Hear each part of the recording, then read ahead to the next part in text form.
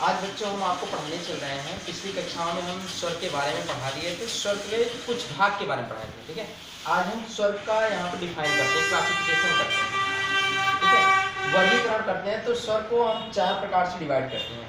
सबसे पहले हम बात करते हैं यहाँ पर उच्चारण के आधार पर, फिर उसके बाद बात करेंगे यहाँ पे जीभ के आधार पर, फिर बात करें आपको ओठों के आधार पर, फिर उसके बाद बात करें मुख द्वार के खुलने के आधार पर।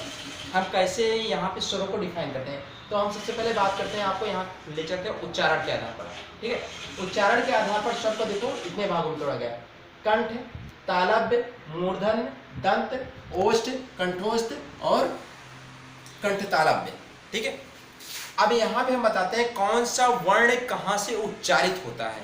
ठीक है, कंठ से कौन कौन से वर्ण निकलते हैं? छोटा आ, बड़ा आ और आहा।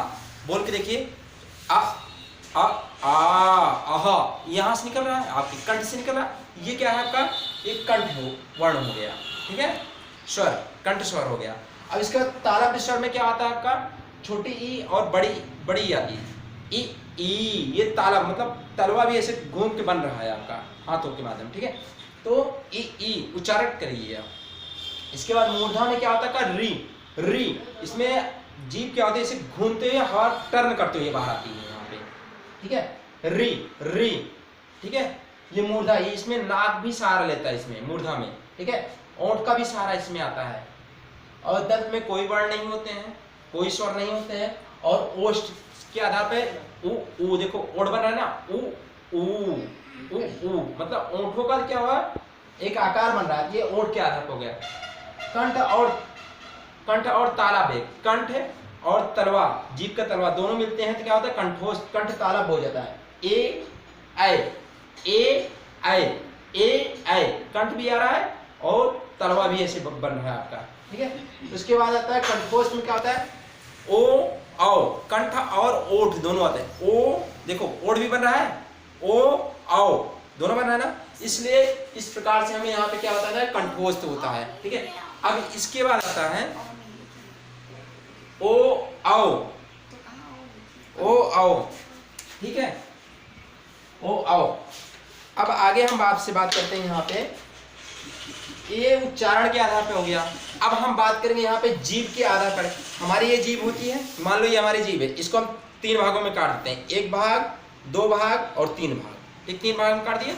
ये आगे का भाग जो होता है जीभ का, ऐसे घुमा हुआ जो भाग होता है, ये क्या होता है? अग्रभाग कहलाता है।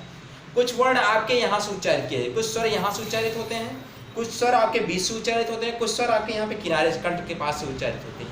ठीक है, तो इसके आधार पर हम इसको 3 भाग में तोड़ते हैं: अग्रभाग, मध्य भाग और पश्च भाग।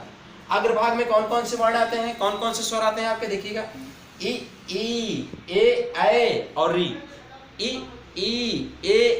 और री, ये अग्रभाग से हमेशा उत्पन्न होते हैं, जीभ के आगे वाले भाग से। और जीभ के मध्य भाग से कौन उत्पन्न होता है? केवल अ।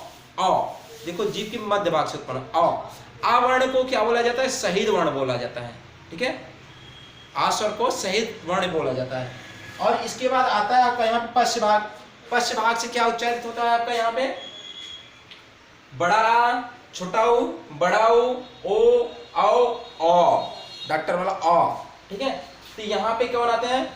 बड़ा, छोटा ऊ, बड़ा ऊ, ओ औ, डॉक्टर वाला आ आता है। ठीक है, ये उच्चारित होते हैं पश्च भाग से। अब इसके बाद हम आपको बताने चल रहे हैं यहाँ पे ओंठ के आधार पर। ओंठ के आधार पर इसको हम 2 भागों में तोड़ते हैं।